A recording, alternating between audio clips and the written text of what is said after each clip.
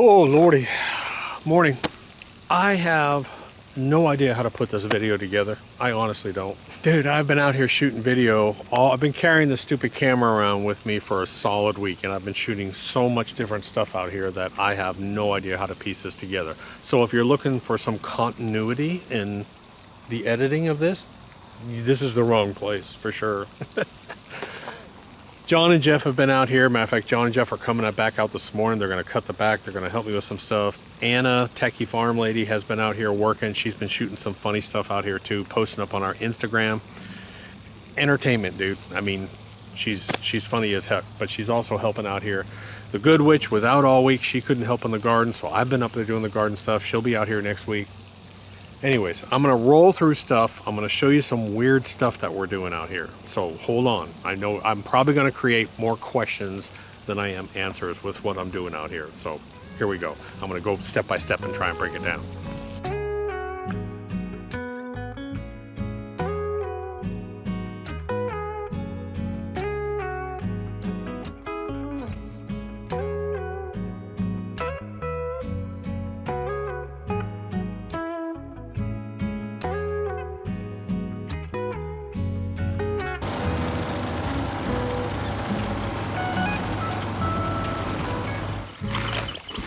And that is good poo right there. That's what I want to see. See how she smells. Let's see how it tastes. No, I'm just kidding. John's like, dude, if he puts that in his mouth, I'm leaving.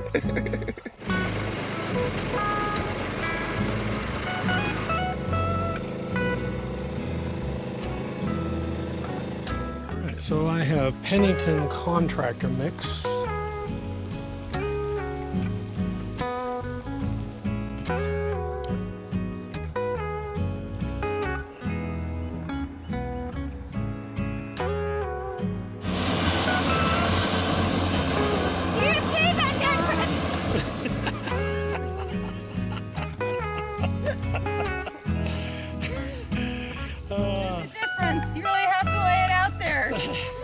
To show people how to give it your all. We're going to mix it up.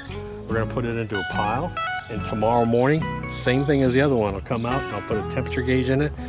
These usually hit the first day about 120 degrees. And it got up to this morning, I had to convert it. 60 something degrees Celsius got it like 147 or something degrees. It's crazy. Math. Yeah. I have made rain. I have made rain. Yeah, baby. Gosh, she's got to be shooting 80 feet.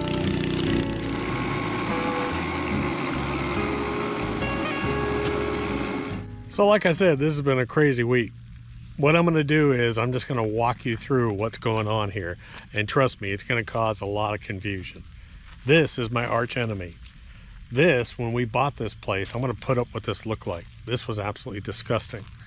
There's a 1,000-gallon septic tank. There were trees all here. There's tons of wood chips from clearing those stumps out. The water settles in here. It actually squishes when it rains. So I have done seeding after seeding. Finally, I said, the heck with it. You know what I'm going to do? I'm going to go ahead and I'm going to get some perennial rye. And so I came out here. I put out a ton of perennial rye to mix. I scarified it. I got a new reel mower coming. It's a new model for 2024 that nobody has seen yet. You guys will see it here shortly. It's coming in tomorrow. Next week, I'm going to show it to you guys. You don't want to miss it, so hit subscribe. It's going to be pretty cool. So this is something you do not do. You do not take a Bermuda lawn and mix in a cool season grass. We're going to redo this whole lawn. I'm going to bring in truckloads of topsoil next year. We're going to redo this. We're going to slope it. We're going to shape it. It's going to change. But for right now, I want to get some green grass in here so I can reel mow it. And then we just want it green for the dogs. Let me pop out front and show you what's going on out there. Oh, my legs are actually sore from all the walking I've done this week. Okay, let me put up a picture of what this looked like a couple months after we bought the property. We'd actually cleaned it up. This is what it looked like. Now, after scraping this and cleaning it, we've planted common Bermuda in here. But this week I came out and did a core aeration, and then on top of that I put a contractor mix. Now contractor mix is like a fast growing rye plus a couple of fescues, because This Bermuda is going to start to go downhill now that the temperatures are cooling, and I've got to have a really strong grass in here because I don't want this soil eroding and going down into my pond. Again, it's not something that you guys would do. You don't put a quote-unquote permanent cool season grass on top of your cold, but it'll take it. And whichever one wins will win next year. The Bermuda's going to come back. It'll be fine, but man, this looks fantastic. Well, let me hop over to the tree clearing area and show you what's going on over there.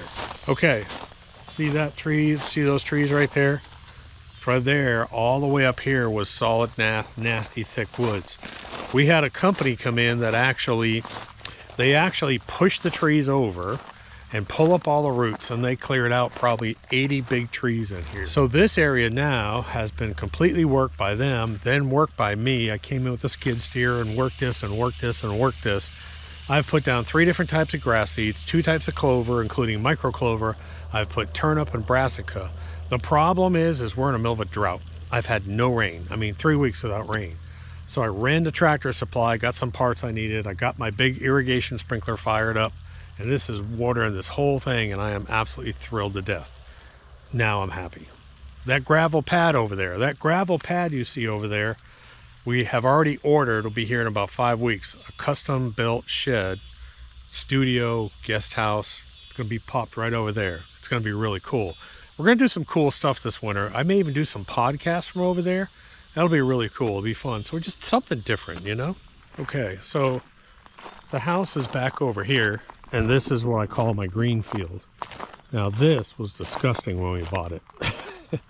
We took out all the trees, all the trash, and I scraped this and scraped. I spent a whole week with a skid steer in here cleaning this up. And what I've done is anytime I had extra seeds, I just threw it out here. Grasses, clovers, anything, and look at it. Now it's really nice, it's pretty. You know, what a 80-year-old, 60, 80-year-old pecan tree sitting there. We cleaned up, we restored that barn. This just looks really nice in here now. I keep assuming you know what goes on here, but this is a 40-acre farm property. We spent 1.5 years renovating, not only the house, but the whole property. It's the toughest year of my life, I'm telling you. The place is basically set up as a preserve for the wildlife, the deer, the turkey, the fish. 90% is set up for the wildlife. 10% is for humans. I don't really deer hunt, I deer watch. Last year I saw 1,000 deer. I saw 100 bucks. I took 1 buck, and only because Ryan wanted some jerky. So I just love taking care of them. I love managing the deer, and you know, we spend a lot of time and money. But as an example, these fields up here, we call this our buck field because I had 5 8-pointers side by side in here. Clover, rye, and then today, or this week, put down crimson clover, buckwheat, and then today I had John put out some purple top turnip. We're supposed to get some rain Sunday. I came out and I cut this with the toe behind. We put out more in that upper field, and then there's a cornfield up there that we leave standing even though it's dead. We're leaving that standing for the deer. And then right next to this, we have our personal vegetable garden.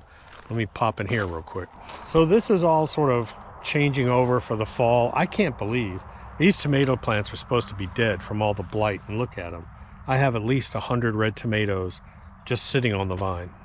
I mean, it's just absolutely insane. The green peppers, I have 10 on each plant, and there's what, 22 plants sitting here.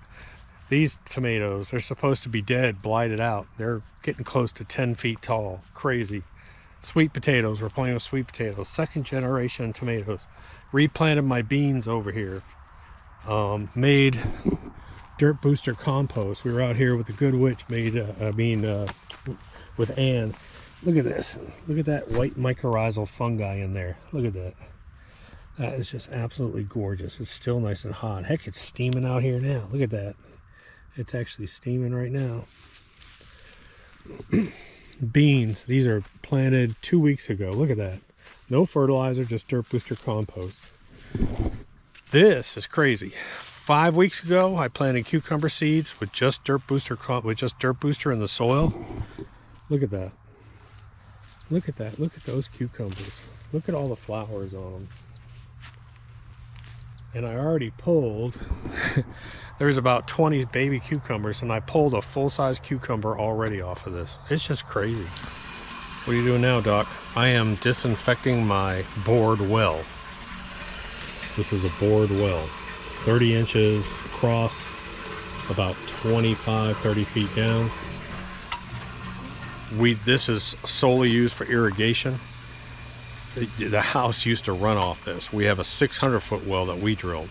When we tested this, it was full of bacteria, E. coli, everything. So what I do is once a month I come out, at least once a month I come out with a little bit of household bleach, regular household bleach. I put about a quarter to a third of a gallon in here. And then what I do is I take the hose. I have a little adapter on here with a narrow hose. And I basically let this run in a recirculation mode for a good half an hour. And it's just enough to kill some of that bacteria, but not enough to impact my lawn. Matter of fact, the only thing it may do is it may raise the pH a bit, which is fine with me because I'm low out here anyways. So again, it's diluting it way down. This is not a full treatment. Normally you would probably put about 2 gallons of bleach in here at least to do a full treatment, and then you sort of flush it out, but this is just sort of a monthly maintenance thing. So as you can tell, busy week. I'm exhausted. We went non-stop all week. There were a couple days it got warm and I almost got heat exhaustion, all the work we were doing out here. This is going to be interesting. Again, I want to stress, guys, this is something you don't do. You don't go to a Bermuda lawn and put out a fescue or something, some kind of perennial cool season grass. If you're going to do an overseed, you're going to wait till it basically goes dormant and put an annual grass, so an annual rye or something for an overseed. This I'm doing so I have a strong root system all year long. If the grass that comes up here starts to go dormant at all or freeze off, I'm going to get some annual rye and put annual rye. I'm going to keep seeding. Same with that spot over there. I'm keeping it green all year. Roots in the ground, roots in the ground, roots in the ground. I'm actually waiting on that new reel mower to show up.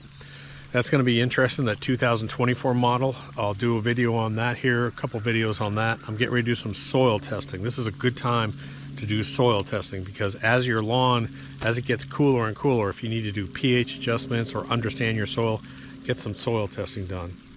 So like I said, Anna and the Good Witch I think are going to be here Wednesday to work in the garden. You don't want to miss that. Those two together, good Lord. I have no idea what's going to happen. We put those two together in that garden up there. So go over to our Instagram if you want to see some funny stuff that she's doing over there. Hit subscribe, and I'll talk to you later.